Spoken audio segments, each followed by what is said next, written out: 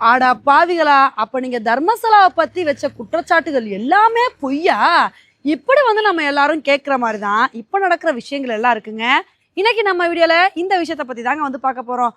கொஞ்ச நாளாவே இந்த தர்மசாலா பேர் வந்து பயங்கரமா நியூஸ்ல அடிபட்டு இருந்துச்சு. இதுக்கான காரணம் என்ன அப்படின்னா 1995 டு 2014 இந்த காலகட்டத்தில் அங்க தூய்மை பணியாளராக பணியாற்றின ஒருத்தர் வந்து ஒரு கம்ப்ளைண்ட்டை வந்து கொடுத்தாருங்க. நான் வந்து அங்கே தூய்மை பணியாளராக இருந்தப்ப என்னைய ஃபோர்ஸ் பண்ணி கிட்டத்தட்ட நூற்றுக்கணக்கான பாடிஸை வந்து அங்கே வந்து புதைக்க வச்சாங்க. இதில் முக்கியமான விஷயம் என்ன அப்படின்னா நிறைய பெண்கள் பாலியல் வன்கொடுமை பண்ணி அவங்க வந்து கொலை செய்யப்பட்டாங்க. அதனால இந்த விஷயத்த சீரியஸாக எடுத்து அந்த பெண்களுக்கு வந்து நியாயம் வாங்கி கொடுக்கணும் அப்படின்னு இந்த மாதிரி ஒரு கம்ப்ளைண்ட்டை வந்து கொடுத்தாரு. இந்த ஒரு கம்ப்ளைண்ட்டுக்கு அப்புறம் என்ன பண்ணாங்க அப்படின்னா ஸ்பெஷல் இன்வெஸ்டிகேஷன் டீம் அமைச்சு இவர் எந்தெந்த இடங்கள்லாம் வந்து உடல்களை புதைச்சோம் அப்படின்னு சொன்னாரோ இந்த இடங்கள்லாம் போய் சோதனை வந்து நடத்தினாங்க.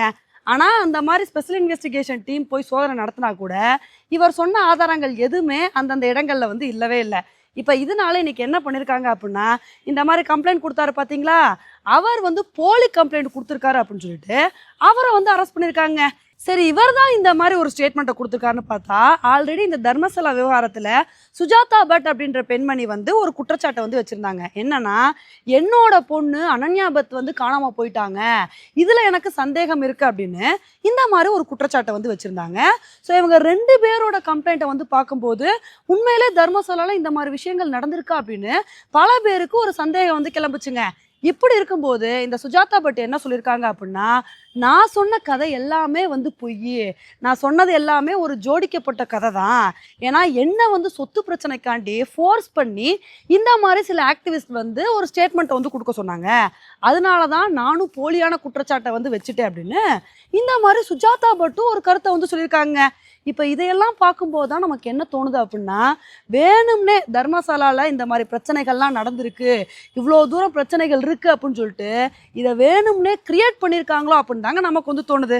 இப்போ இந்த ஒரு விஷயத்தில் நமக்கு என்ன வேடிக்கையாக இருக்குது அப்படின்னா, இங்குள்ள ஒரு சில பேர் இந்த ஒரு சம்பவத்துக்கும் அண்ணாமலை அவர்களுக்கும் தொடர்பு இருக்க வாய்ப்பு இருக்குப்பா. ஏன்னா இந்த சம்பவம் நடந்த காலகட்டத்தில் அண்ணாமலை அவர்கள் அங்கே தான் ஐபிஎஸ்ஸாக வந்திருந்தாரு, அதனால் இந்த ஒரு சம்பவத்துக்கும் அண்ணாமலை அவர்களுக்கும் கண்டிப்பாக தொடர்பு இருக்கும் அப்படின்னு சொல்லிட்டு ஒரு சில பேர் இந்த மாதிரி உருட்டி விட வந்து ஆரம்பிச்சிட்டாங்க. ஆனால் உண்மையிலே அண்ணாமலை அவர்கள் அந்த காலகட்டத்தில் தக்ஷண கன்னடா ரீஜனில் ஐபிஎஸ்ஸாக இருந்ததே இல்லை. அப்போ வந்து அந்த காலகட்டத்தில் கலெக்டராக இருந்தது யாருன்னு பார்த்தீங்கன்னா சசிகாந்த் செந்தில் தாங்க வந்து கலெக்டராக இருந்திருக்காரு. இப்போ இதை வந்து பார்த்துட்டு பாஜகவோட ஆதரவாளர்கள்லாம் சசிகாந்த் செந்தில் அவர்கள் மேலே பெரிய குற்றச்சாட்டை வந்து வச்சுருக்காங்க.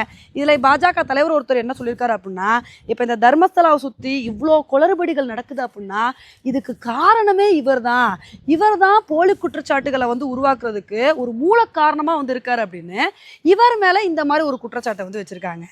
ஆனால் இதுக்கு சசிகாந்த் செந்தில் என்ன ஒரு விளக்கம் வந்து கொடுத்துருக்காரு அப்படின்னா, இந்த ஒரு விஷயத்துக்கும் எனக்கும் எந்த சம்மந்தமும் இல்லை, என் மேலே தேவையில்லாமல் குற்றச்சாட்டுகள் வந்து வைக்கிறாங்க அப்படின்னு அவர் வந்து இந்த குற்றச்சாட்டுக்கு மறுப்பு தெரிவிச்சிருக்காருங்க. இப்போ இந்த ஒரு விஷயத்தில் நம்ம மனசுக்குள்ள நிறைய கேள்விகள் வந்து எழுதுங்க. ஏன்னா இந்த தர்மசாலா கோயில் வந்து கவர்மெண்ட்டுக்கு அண்டரில் இருந்தால் பரவாயில்ல, இந்த கோயில் நிர்வாகத்தை யார் மெயின்டைன் பண்ணுறாங்க அப்படின்னா ஹெக்டே ஃபேமிலி அப்படின்ற ஒரு குறிப்பிட்டவங்க தான் வந்து மெயின்டைன் பண்ணுறாங்க.